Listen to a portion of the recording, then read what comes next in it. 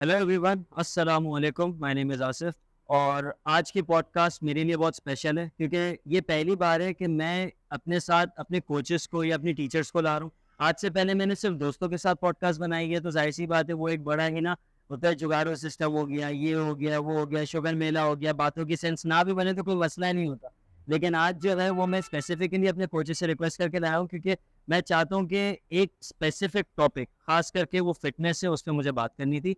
Secondly, how it help me, मुझे किस तरह से मदद हुई इस्लाम से रिस्पेक्ट से। तो इंशाल्लाह हम शुरू करते हैं। Today we have sir Tawab bin Rafi with us. Sir, how are you? अल्हम्दुलिल्लाह फ़ाइन। आप बताएँ क्या हाल है आपके? ट्रेनिंग वग़ैरह कुछ टाइम से जो है थोड़े से सुस्त सुस्त महसूस कर रहा हूँ मैं आपको। सर बस कराची की सर्दी ने ज़रा ज़ोर से मुझे लग गई है। बाकी ये है कि सर ना असल में टॉर्चर हम पे बहुत ज़्यादा करते हैं। जो हफ्ते के 3 दिन होते हैं, मंडे, वेडनेसडे और फ्राइडे, तो सर ना पिटवा भी देते हैं, पेट पे भी लात पिटवा देते हैं, मुक्के भी खा लेते हैं। सर प्लीज़ हमें बताइए ये टॉर्चर। ये टॉर्चर आपको टॉर्चर लग रहा है। ये आपको आज से 4 साल बाद, 5 साल बाद पता चलेगा कि ये टॉर्चर नहीं था। ये मेरे लिए तो एक दवा थी। मेरे कैरेक्टर डेवलपमेंट के लिए एक दवा थी।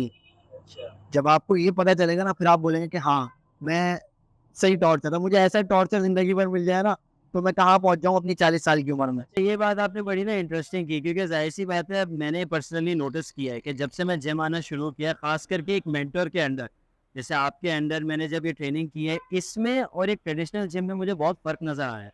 मेरी नज़र में ये है कि वहाँ पे ना हम लोग बहुत ज़्यादा ही एक अपनी पेस पे काम करते हैं। यहाँ पे होते वो 1 घंटा होता है, लेकिन वो बहुत ज़्यादा ही ना उसपे 1 घंटे में अपने आप को पुश कर रहे होते हैं। तो इसको आप प्लीज़ डिस्क्राइब करेंगे किस तरह से ये इंसान के अंदर डेवलपमेंट आती है इन सब चीज़ों की? डेवलपमेंट जो है ना, इंसान का जो सबसे ज़्यादा किरदार होता है ना, वो उसका खुद का होता है। उसके बाद आता है उस्ताद का, क्योंकि उस्ताद देता है डायरेक्शन। अब कोई भी उस्ताद आपको घोल के नहीं पिला सकता चीज़ें ना। आपके अंदर एक खुद चार्मिंग होगी ना, कि भाई आपके अंदर हंटिंग होगी, हंटिंग। क्या है हंटिंग का मतलब, समझ है ना? तो जब आप खुद करेंगे ये चीज़, अब मैं आपको कह रहा हूँ कि भाई कुछ स्टूडेंट्स हैं मेरे पास, जिन पे मैं सालों से मेहनत कर रहा हूँ। मेरे उस्ताद हैं, वो भी सालों से मेहनत कर रहा है उन पे। बहुत स्लो है वो ना, पिक नहीं कर पाते चीज़ों को। और या तो खुद नहीं चाहते, या थोड़ा-सा हर बंदा स्पेशल होता है, अलग तरीके का होता है। अब कुछ लोग होते हैं बहुत जल्दी पिक कर लेते हैं। तो कुछ चीज़ें मैं कहता हूँ इंसान के खुद पे भी होती है। तो अल्लाह भी कहता है कि उस कौम के हालात जब तक के नहीं बदल सकते, वो कौम खुद नहीं चाहे। तो बस यही रीज़न्स हैं। बाकी ये कि डेवलपमेंट बहुत ज़रूरी है आज के दौर में, क्योंकि जिस तरीके का दौर चल रहा है, हर तरीके से फाइनेंशियल भी। और आपने किस तरह अपने अंदर ये हंटिंग पैदा की? किस तरह आपके अंदर ये जज़्बा है कि नहीं यार, मुझे एक फ़िटनेस इंडस्ट्री में तो जाना ही जाना है, लेकिन एक कोच भी बनना है और लोगों को सिखाना भी है? यार, जब मैं इस फील्ड में आया ना, तो मुझे कोई गाइडेंस नहीं थी। जब मैंने सोचा कि मुझे इस फील्ड में आना है, मुझे अपना गुस्सा काबू में लाना है, और मुझे अपने जो है फ़िटनेस पे अपनी ब्लड लाइन का स्ट्रॉन्गेस्ट पर्सन बनना है, तो मुझे कोई मेंटरशिप नहीं मिल रही थी, कोई गाइडेंस नहीं मिल रही थी। बस समझ लें अल्लाह ने मुझे उस्ताद समझाया था। बस जा रहे थे रास्ते में, उस्ताद को देखा, और आज से 10 साल पहले की बात होगी तकरीबन। देखा उस्ताद को, उस्ताद से मिले, बातचीत करी, और फिर शुरू कर दी उस्ताद की। उस्ताद को बस बोला कि जो है आप हैं। आपने बोल दिया दिन तो दिन, आपने बोल दिया रात तो रात, उन पे छोड़ दिया। बहुत उन्होंने मेहनत करी। जो टॉर्चर आप बर्दाश्त कर रहे हैं, उससे कहीं ज़्यादा टॉर्चर हमने बर्दाश्त करा। फिर उसमें उस वक़्त नहीं सोचा था कि मैं कभी कोच करूँगा या मैं सिखाऊँगा। बस उस वक़्त ये था कि मैं अपने ऊपर काम कर रहा हूँ। काफ़ी थोड़ा सेल्फिश टाइप का बंदा था कि बस मुझे ताकतवर बनना है, और सामने वाला जो है कमज़ोर अच्छा है। उस वक़्त ये चीज़ थी, क्योंकि छोटी उम्र थी, ना समझी थी।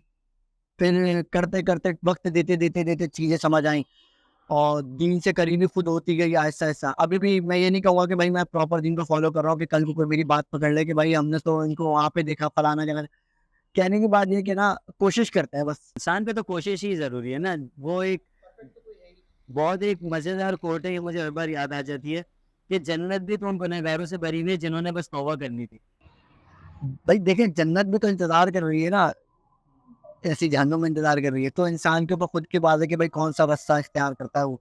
हमारे पास भी थे कि ताकत के गलत इस्तेमाल करें या सही इस्तेमाल करें।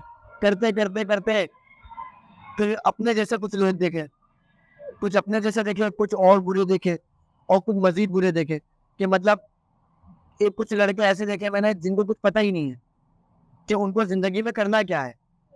कोई मकसद ही नहीं है।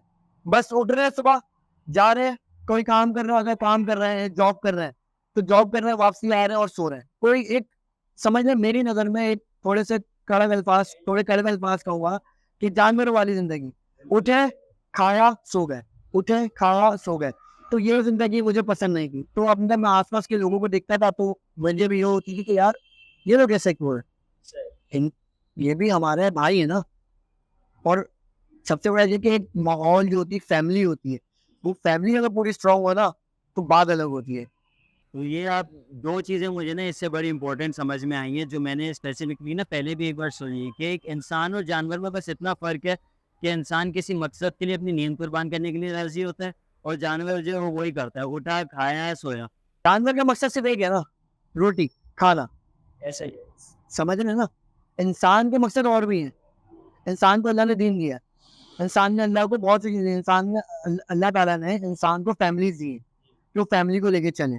सही है। और कैसे लेके चले फैमिली को, आप मुझे बताएं, क्या कुत्ता अपने बच्चे को स्कूल में एडमिशन कराता है? नहीं कराता। इंसान को इख्तियार है ना ये चीज़ का, क्योंकि इंसान अशरफुल मखलूकात है। अब इंसान भी अगर कुत्ते वाली जिंदगी गुजारेगा या किसी जानवर वाली जिंदगी गुजारेगा, अल्फाजों पर मेरे गौर मत करिएगा कि, तो वो आप खुद सोचें, क्या इंसान अल्लाह को पसंद आएगी कि मेरा बंदा जिसको मैंने अशरफुल मखलूकात बनाया है, मैंने उसको इस कदर बनाया है कि दुनिया के अंदर वो वाहिद मखलूक है जो रहने के लिए पे करता है। सही, दुनिया में वो वाहिद मखलूक है हम, जो दुनिया में रहने के लिए पे करता है। हम यहाँ पे बैठे हुए तो हम इसका पे कर रहे हैं, जानवर कहीं मेरे पे नहीं कर रहे। तो अल्लाह ने तो सोच के हमें ऐसा बनाया है ना।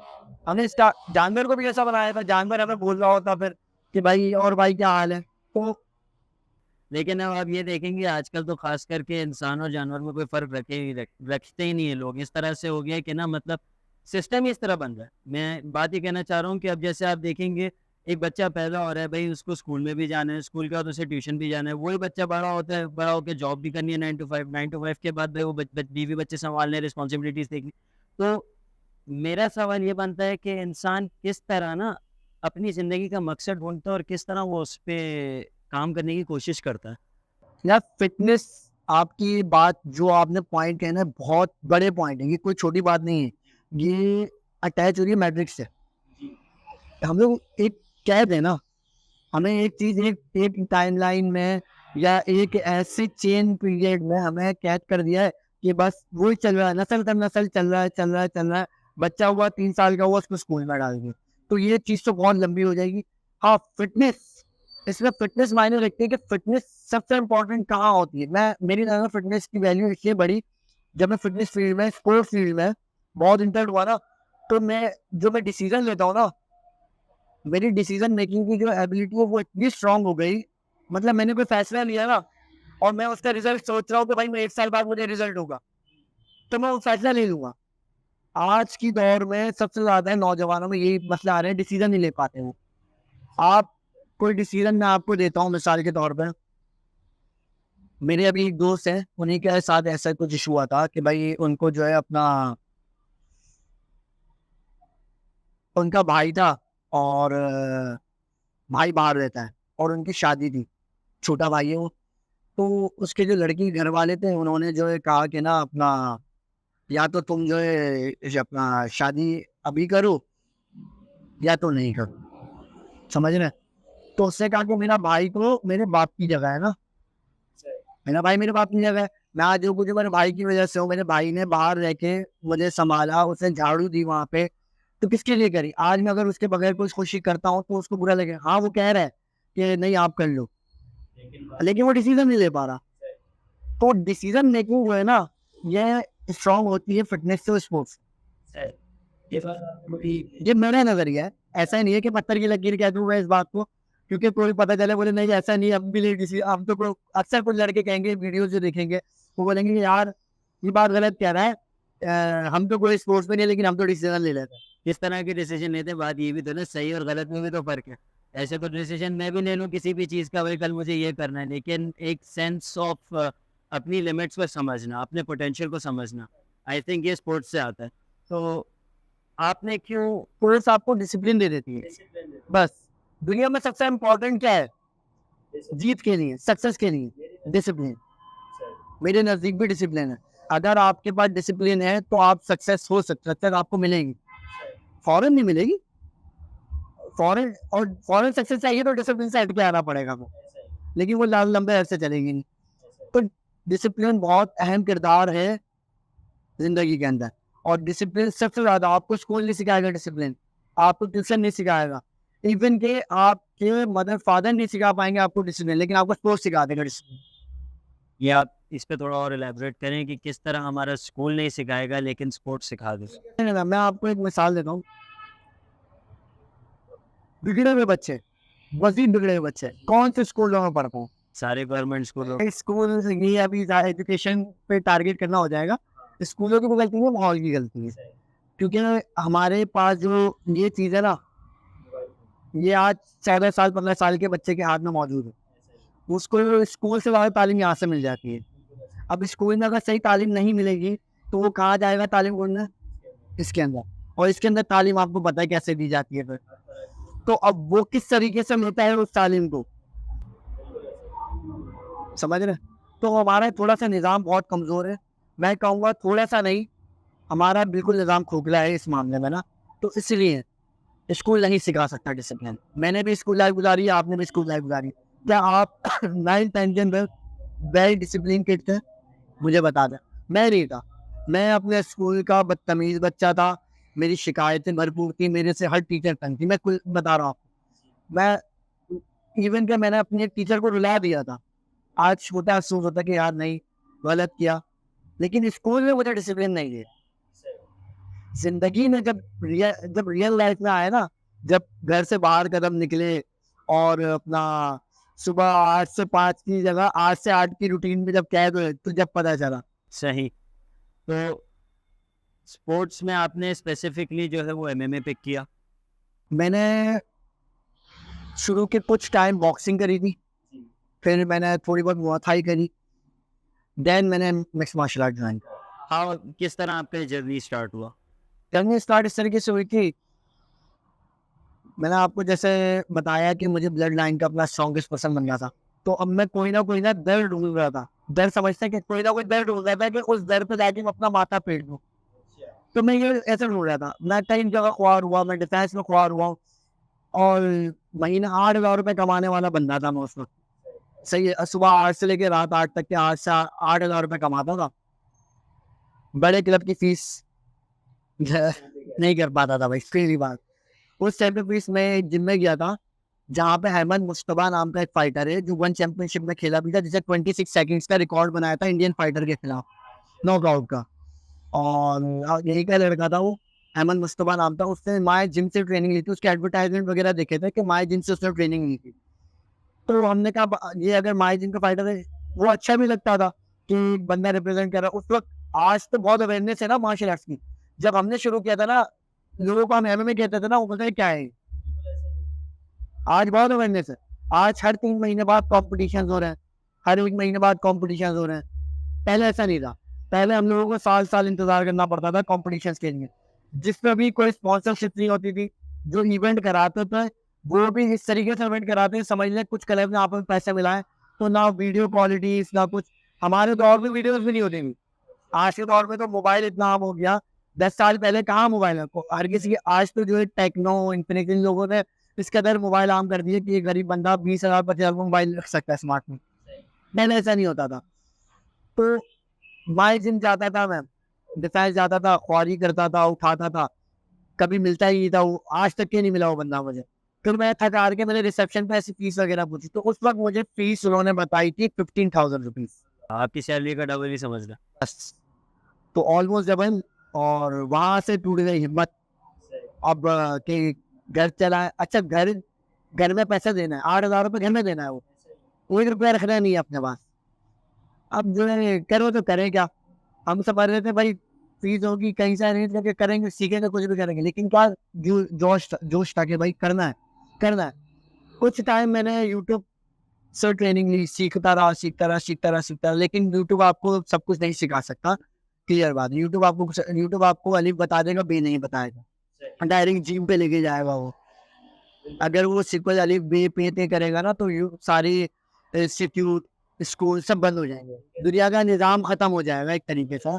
तो यूट्यूब अलिफ सिखाता है, अलिफ के बाद जिम पे जाता है, जिम के बाद डायरेक्ट ये पे चला जाता है। तो यूट्यूब पे सब कुछ नहीं मिला। तो सीखते से खूब ट्रेनिंग करते करते कुछ महीने करी, लेकिन सेटिस्फिकेशन नहीं हो रही कि यार नहीं महसूस हो रहा है कि मैं कुछ कर रहा हूँ। और करते करते करते बस घूमते घूमते एक दिन इस रोड से गुजर हुआ, 12 दिन से हमारा जहाँ क्लब है, और पोस्टर देखा जवाद सर का, जो उस्ताद है मेरे। तो जवाद सर आपके भी उस्ताद हैं। आज सर मेरे भी उस्ताद है। आज मैं उस्ताद के उस्ताद से भी इंशाल्लाह हमारी मुलाकात होगी। बिल्कुल, आपकी मुलाकात पहले भी हुई है, लेकिन जी बहुत डिटेल मुलाकात नहीं हुई है उनसे। जी इंशाल्लाह अभी आ रहे हैं वो। मैंने कहा था उनको कि किसी से आज लाजमी आना आपने, तो वो आएंगे बिल्कुल। इंशाल्लाह। उनका मैंने पोस्टर देखा कि वो स्ट्रेचिस करते हैं फुल स्पीड में, फाइटिंग पोजीशन में खड़े हैं। और सबसे बड़ी बात, घर के करीब क्लब मिला मुझे उस दौर में। यकीन मानिए सोने के बराबर था एक क्लब ना। अच्छा, आज थोड़ा आगे जाए आपको एक क्लब मिल जाएगा। सही सही सही। 10 साल पहले ही सोने के माफिक था कि यार हमारे इलाके में कोई मार्शल आर्ट्स MMA सिखा रहा है। बिल्कुल ऐसे ही। और उस वक्त मैं बोल रहा था कि मैं क्यों इतना ख्वार हो रहा हूँ। मैंने फिर यूट्यूब पे और फेसबुक पे कुछ वीडियो सर्च करी जवाद सर की, तो वीडियो देखी, मैं बहुत इंस्पायर्ड हुआ ना उनसे। मैंने बोला बस ये है, इनसे बात जाना।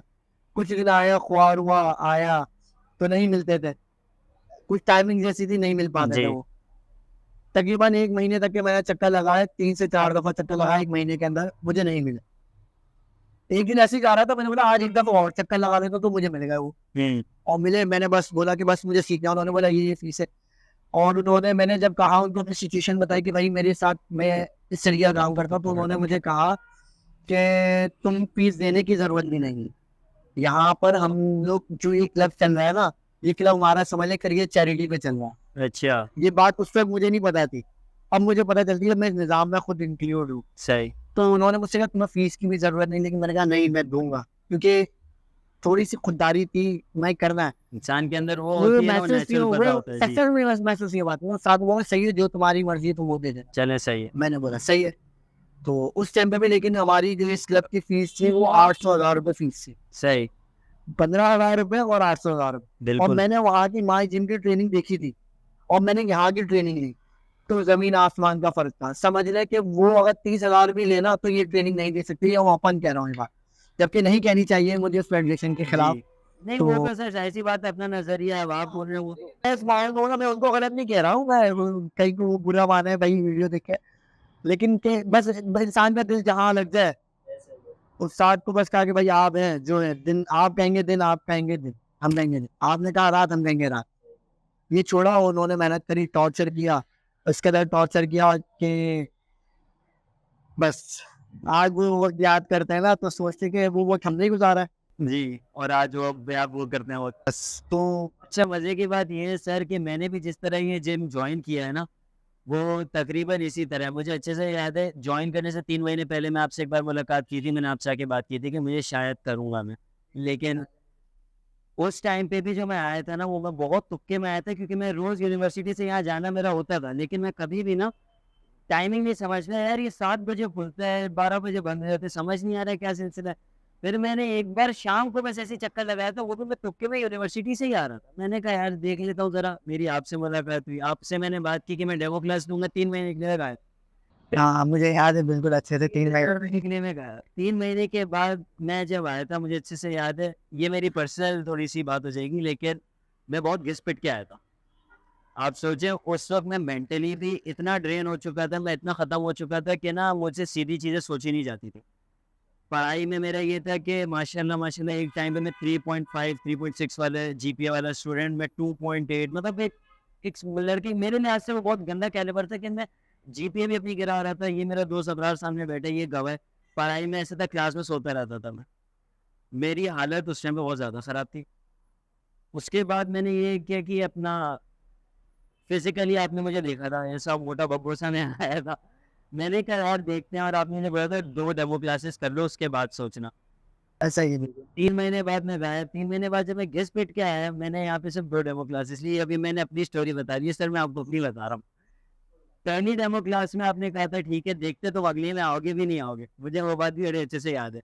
हमने यहाँ क्योंकि मैं इंटरप्ट कर रहा हूँ आपकी बात में, हमने 90% लड़का ऐसा देखा है कि जो वो डेमो क्लास लेता है वो चला। अच्छा, हमने डेमो क्लास लगाई भी इसलिए थी हमने कि लड़का आता था, फीस देता था, एक क्लास करता और चला जाता था। अब हमें ये रहना नहीं होता था, हम मुझे ऐसे फीस दे दी, अब गायब है। तो वो महसूस बेचैनी होती थी ना, उस्ताद को बेचैनी महसूस होती कि यार मुनासिब नहीं है। हमने भी डेमो क्लास स्टार्ट करी, वो बोला कि 2 डेज डेमो सेशन करते हैं, अगर एक दिन आएगा, अगर उसको आना होगा तो बेसिक क्लास में लाजमी आएगा। फिर उससे हम 2 दिन बाद हम उससे बोलेंगे भाई हाँ अब आप फीस दे सकते हैं, क्योंकि अब आप एलिजिबल है फीस देने के। क्योंकि लड़के अक्सर ऐसा करते हैं, पहली फीस देते थे और फिर गायब।